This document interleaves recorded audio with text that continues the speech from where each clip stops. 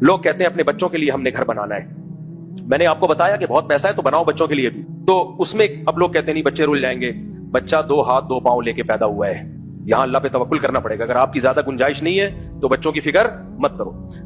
مجھے یاد ہے 10-15 سال پہلے ایک صاحب نے مجھے کہا, میری محدود آمدن تھی, میں نے تو کبھی زندگی میں سوچا بھی نہیں تھا کہ میں گھر بناؤں گا. تو کسی نے کہا آپ کے اتنے بچے ہیں وہ تو رول جائیں گے.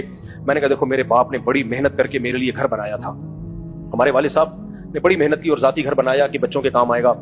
میں نے کہا انہوں نے اس لیے بنایا تھا کہ میرے بچوں کو ٹینشن نہ ہو. اب اگر میں اپنے بچے ہوتے ہی ٹینشن لینا شروع کر دوں تو میرے باپ نے جو پیسہ خرچ کیا اس کا تو کوئی فائدہ نہ ہوا. انہوں نے تو اس لیے خرچ کیا تھا کہ بچے کو ٹینشن نہ ہو, اور بچہ اپنے بچوں کی ٹینشن لے رہا ہے. پھر میرے بچے اس گھر میں انجوائے کرنے کے بجائے اپنے بچوں کی ٹینشن میں گھر کا سوچیں گے 20-30 سال, تو یہ سکون میں کون آئے گا؟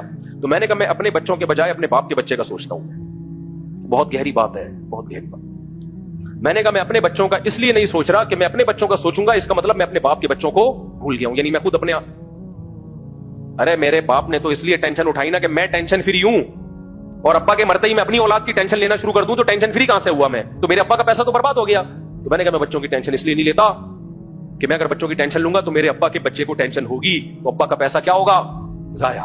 اس لیے میں ٹینشن, پیسہ دیا ہے تو بناؤ بھائی. تو اب کھوپڑی یعنی بات سمجھ میں آئی ہے اب اچھی طریقے سے؟